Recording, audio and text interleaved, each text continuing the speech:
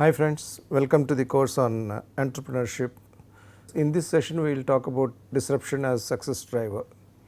In the previous sessions we talked about entrepreneurial journey, we talked about entrepreneurial self-discovery, we talked about 4-5 important pieces of developing an entrepreneurial product or a startup product, namely ideation, prototyping, testing, validation and commercialization. So in this session we will focus more on market related activities and how entrepreneurial firms or startup firms impinge on the marketplace. So we talk about disruption as a driver as part of this. I would like to state a couple of points here. This presentation comprises number of case examples, that is for educational purposes only. The discussions do not intend any critique of the way those firms have managed themselves, their business models, their businesses, and no value judgments of any type are intended in this discussion. Secondly, for visual purposes, the logos of companies have been used in certain cases, and the ownership and copyrights obviously rest with the respective companies. So with this we will get on to the main subject of the program. So we have talked about this important concept, the product staircase. How does the startup product or an entrepreneurial product start getting developed? The first phase is ideation, which includes obviously the empathetic review of customer requirements and finding the problems and coming up with solutions. Then the prototyping stage, converting the idea into a workable prototype. Again we discussed in that we have two types of prototypes, one is a minimum viable product and second is an ultimate desirable product. The concept of ultimate desirable product being something novel that I am proposing in this session, in this course. The third one is testing, which is to make sure that the prototype meets the specifications that have been drawn up by the designers and the team. The fourth one is the validation of the product concept as well as the business concept based on the testing results. We also discussed that testing is by and large very quantitative and go no go kind of situation, whereas validation is both quantitative as well as qualitative, and more often than not it lies in the hands of real users in real environment. And finally we talked about commercialization and how does a product get itself commercialized.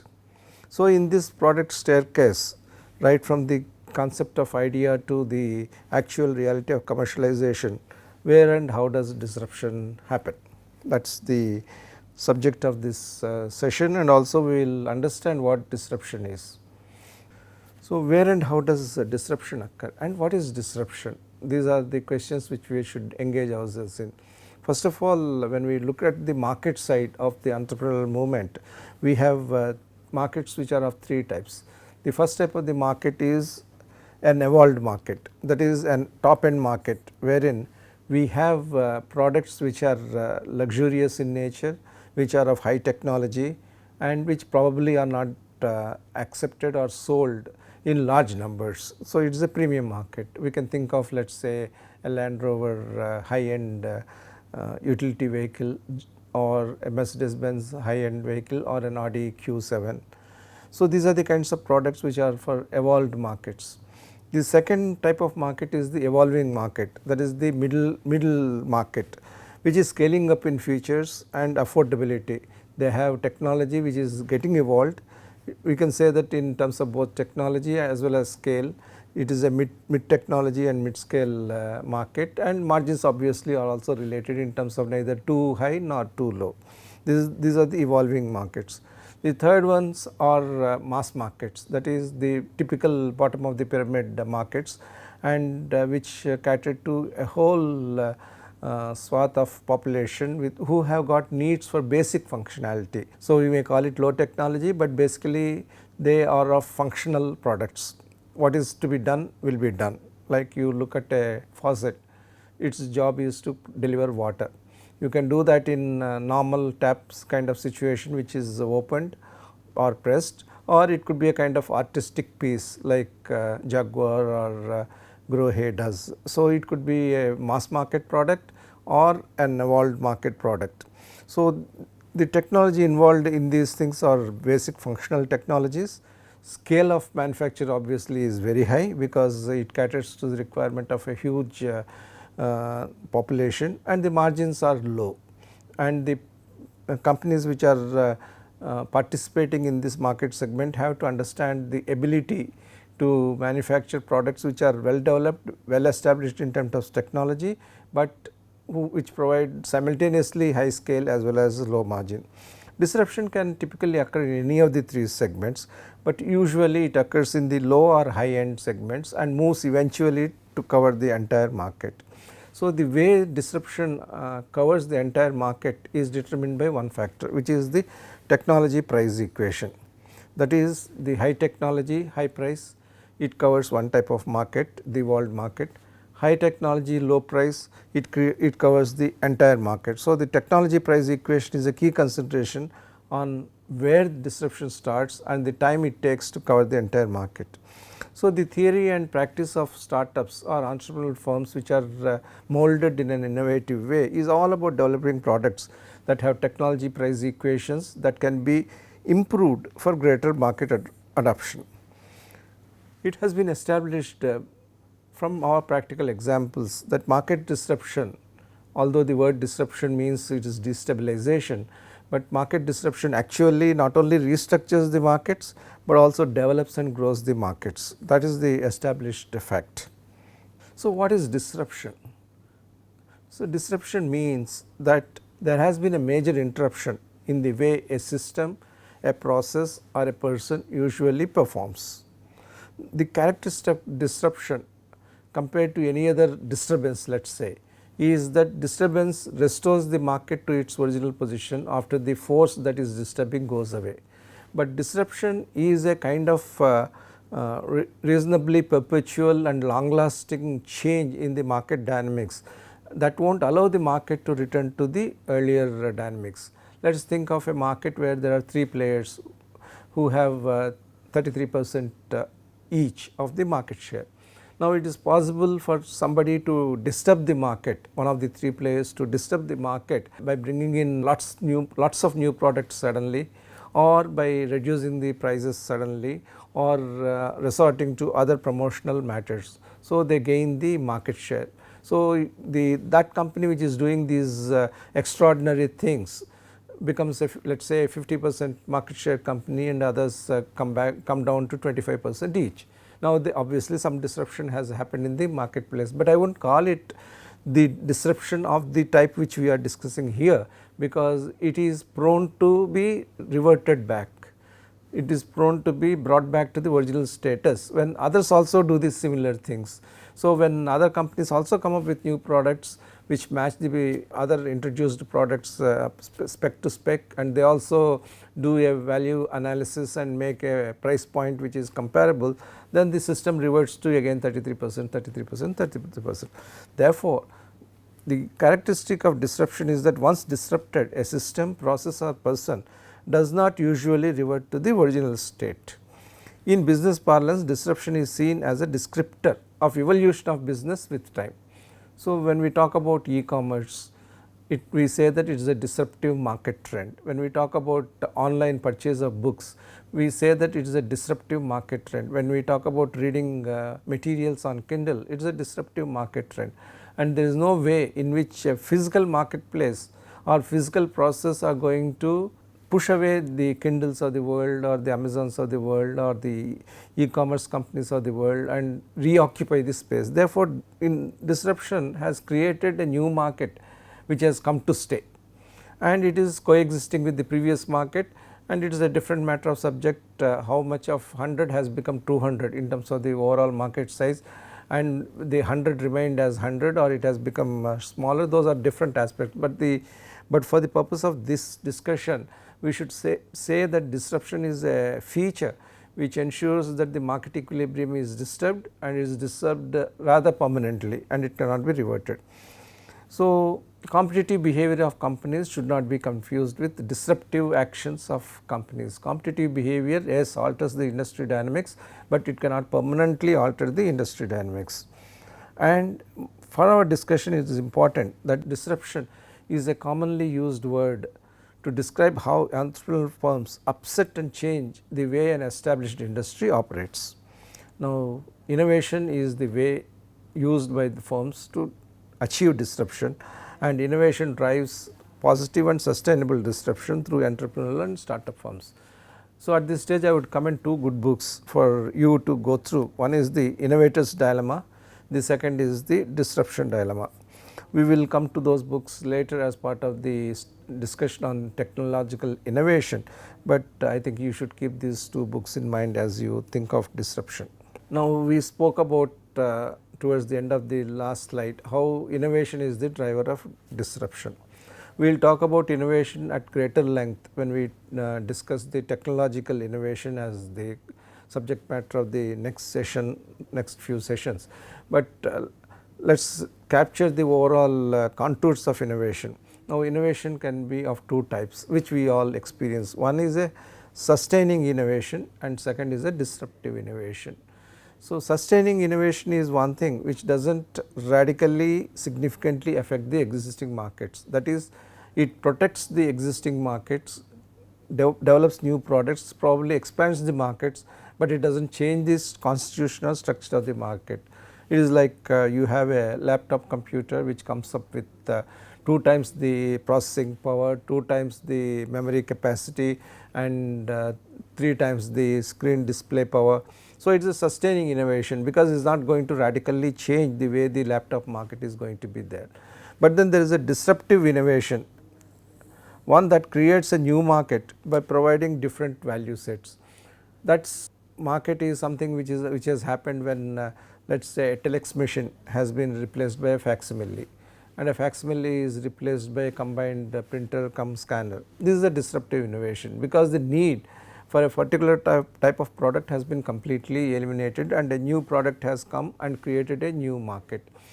Now, a sustaining innovation can be evolutionary, that is improving the product incrementally, which is what you see in our smartphones. Every now and then there is an improvement. The processing speed is improved, the number of cameras is bumped up, the megapixel capacity is bumped up, the OLED screen's ability is improved, low light imaging is perfected. So, it is a kind of incremental innovation which is called evolutionary improvement. The second is the revolutionary improvement, which is improving the product dramatically, but still not shaking out the market. So, an example of that is, again let us go to the smartphones where a bezel all round the phone was a standard feature. So, when the bezels were completely removed and you get what you call raindrop display or infinity display occupying the complete frame to frame, edge to edge screen for display, then it is a revolutionary development. But still it has not shaken the market, it has only improved the market dynamics, it has expanded the market. Therefore, that is still a sustaining innovation. So, innovation is of two types, one is a sustaining innovation and a disruptive innovation, and within the sustaining innovation we have an evolutionary innovation as well as a revolutionary innovation. Now, let us talk about a disruptive innovation.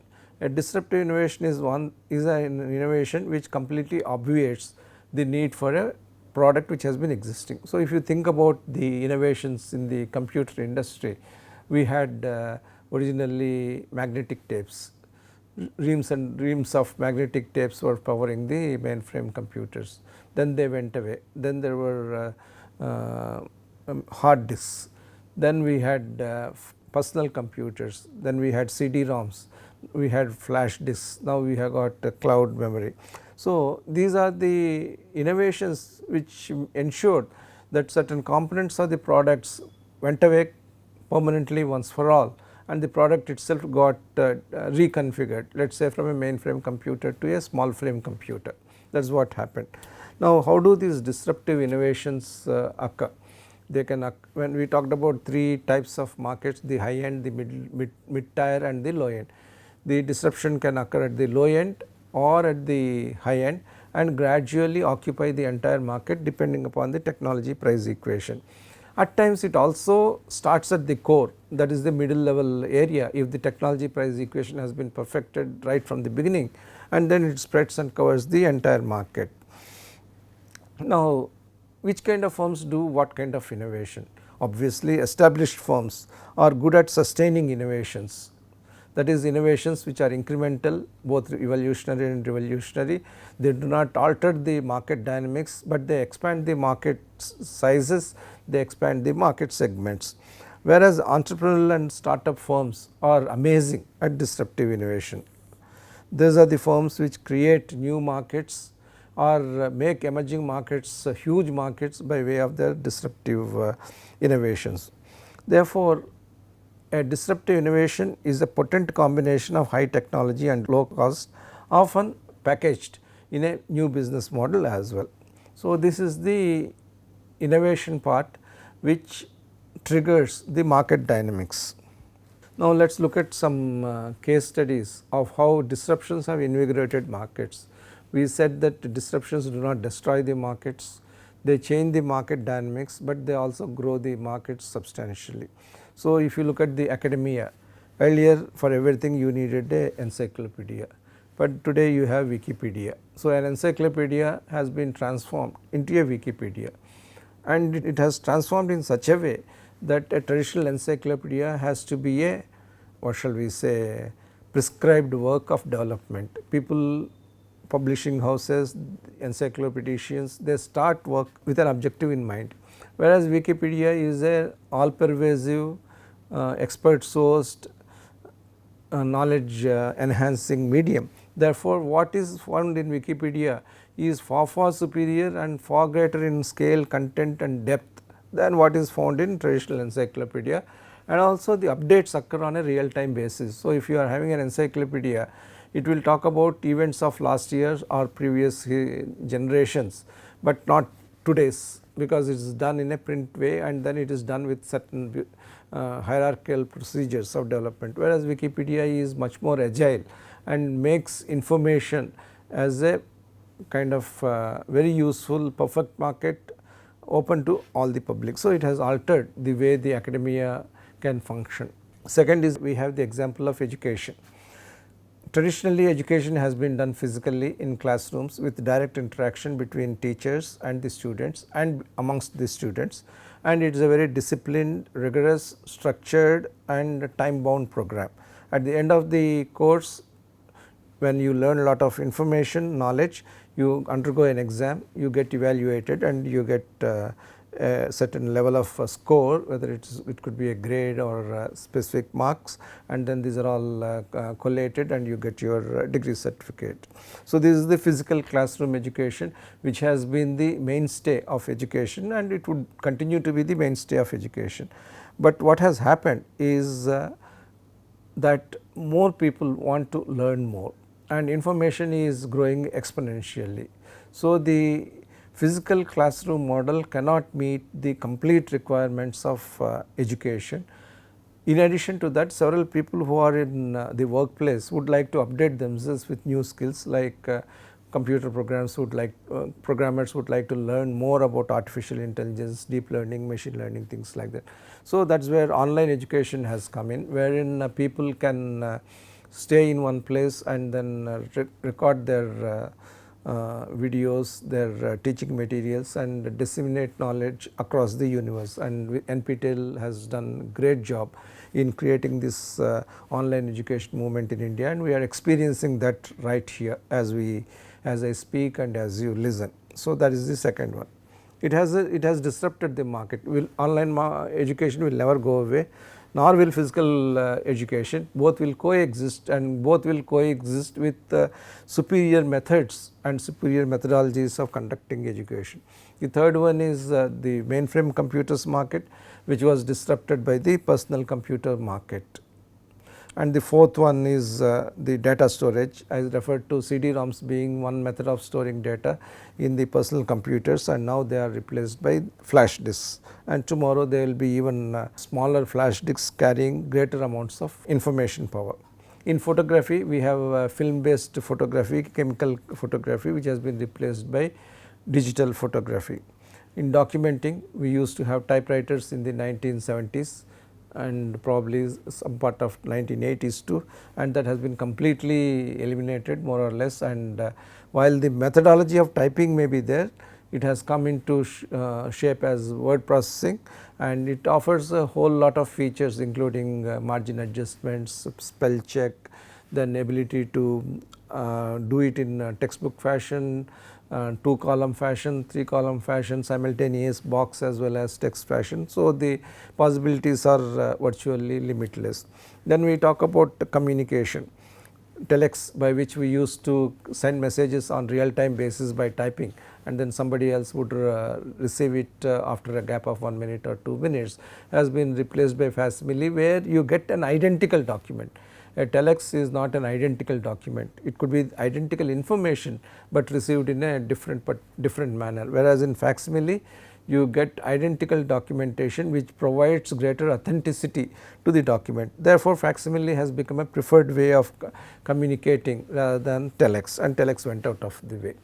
Then when we come to timekeeping, mechanical watches were replaced by quartz watches. They were also supplemented by kinetic watches, solar powered watches, radio powered watches, all kinds of things.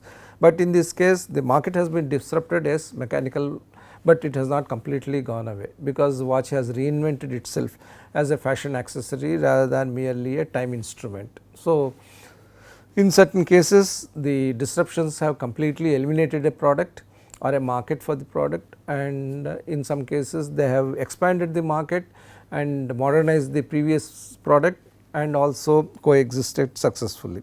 Now, we all know that innovation drives disruption, disruption drives new market dynamics.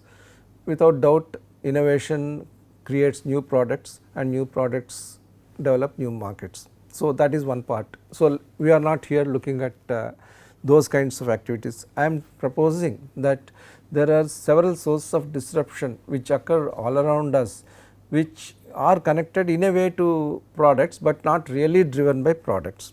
So, these are the 10 factors which are happening. One is linear performance of products.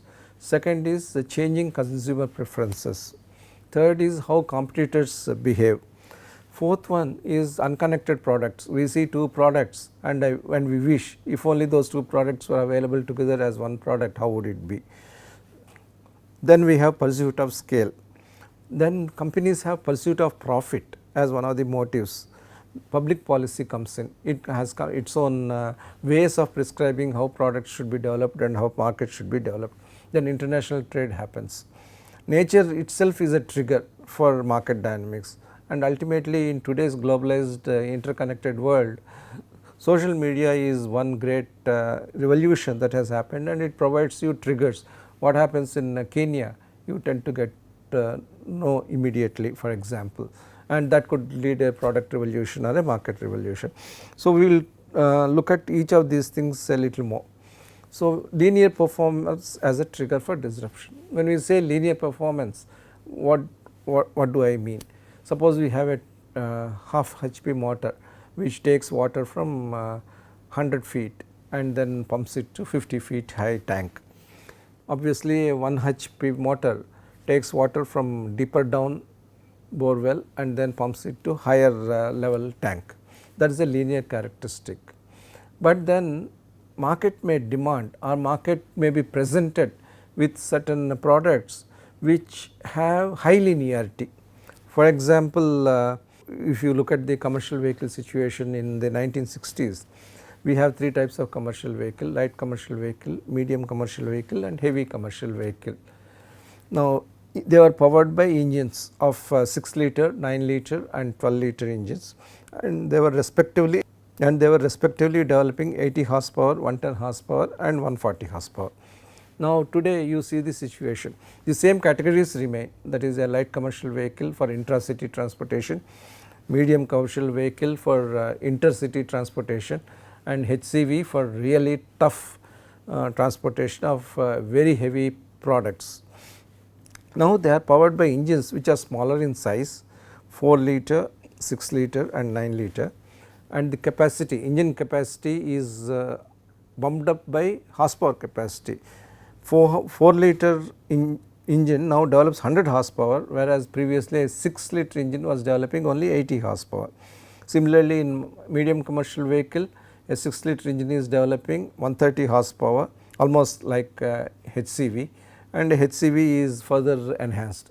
So, what does it imply? It implies that if a capital goods, let us say a gas turbine, is being transported by a medium commercial vehicle in the past, given the ability of the light commercial vehicle to power on and take that kind of load, it might be shifted to the light commercial vehicle category, which means that the market dynamics of a particular proportion between light commercial vehicle, medium commercial vehicle and HCV is getting disrupted because of the linear characteristics of performance development that are happening in the marketplace. So, consumers like when linearity is correlated, but it is correlated in a more positive way with a smaller product providing better performance, and that is the reason for business disruption in its own context. Then there are shifting preferences as a trigger for disruption. You can see that in two-wheeler market, if you look at the market from the 1970s to what it is today. So, earlier we had low power scooters and we had mopeds, which were seen as the poor person's alternative for personalized transportation.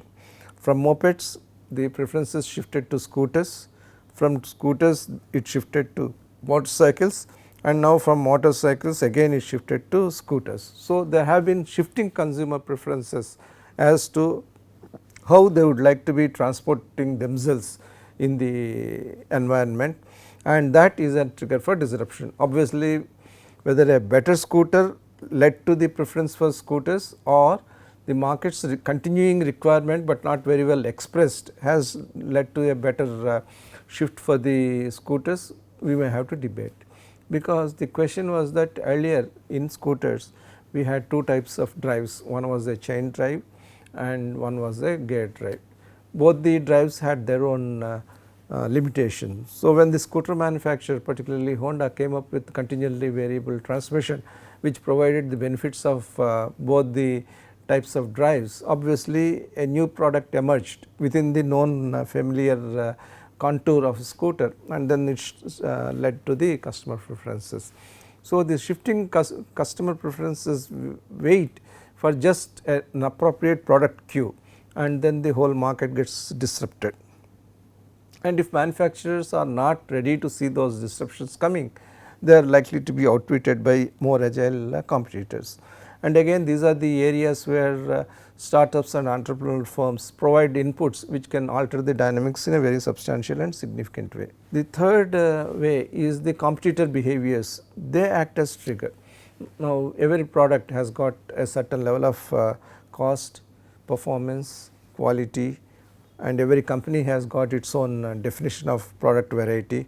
It promotes its products in such a way, it meets certain life goals of the customers, it also results in certain branding. Now, when many people come with these kinds of parameters, but they have their own equations of what level of quality I should give and what kind of cost I should provide and what kind of looks I should give to my product, you will find that the followership that happens triggers disruption. This is another way in which disruption happens in the marketplace, essentially through competitor behavior. Then unconnected products trigger disruption, product but not connected with the current product which we are considering, and merging of the technology into this product triggers innovation. So, we have examples where there used to be program logic controls in machine tools and they had small touch screens. So, the touch screen capability was available in the 1970s itself, but it came on and got integrated into the smart device functionality in a big way in the 1990s and particularly in 2000s that has happened. Now, this unconnected products triggering disruption can be exemplified by one very simple example. We have pump. Pump, what does it do? It creates a vacuum, then takes in material, liquid usually, or it pumps out material by displacing air along with the product. So, when you look at pump as a mechanism, you can see it as a BP instrument. So, it has a cuff which can be inflated and pressure is exerted by a bulb which we flexible bulb which we use it, and then the BP is measured. The same pump is used in a pen.